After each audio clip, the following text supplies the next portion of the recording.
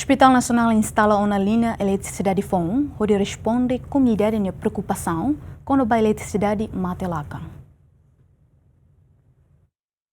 A eletricidade nebe matelakan nya HNGV sai preocupação comunidade nia tambah dificulta pessoal saúde sirene serviço atau atende paciente. Diretor apoio diagnóstico terapêutico HNGV Vidal de Jesus Lopes Ateteng, Hospital Nacional monta ona gerador FON ho dihalo instalação ba linha eletricidade nune bele reforça linha eletricidade usi EDTL banhira eletricidade matelakan. Tama gerador idane bele backup kari a EDTL matemos HNGV lá no problema. EDTL na fatin backup tambah feeder 4 feeder 6 na fatin backup, mas feeder 4 ou feeder 6 temos problema, gerador HNGV ne bele backup pode manter funcionamento aí lá 24 horas lá é problema.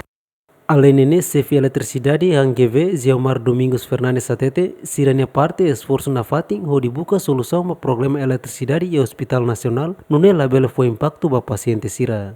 Makonaba ai eletricidade nia ita laos katak ita tu resolve 100% ona mebe pelo menos bele responde ona preocupação publik tambah ita ihona gerador ho capacidade 1200 VA nebe halona manutenção usi EDTL ia fulang novembro no ita instala fala ia fulang abril nebe agora dadang ita bele usa gerador ne bahira linha EDTL avaria o trip mas be hene hamo sakar informa katak ita usa linha usi EDTL ne ia linha feeder idama feeder 4 no feeder 5 mas be ni agora dadang se usa sidak automática mas be se usa manual mas be karik linha rua o feeder rua nemak trip ou avaria ita ia gerador nebe oi menciona bele usa ba HNGV toma.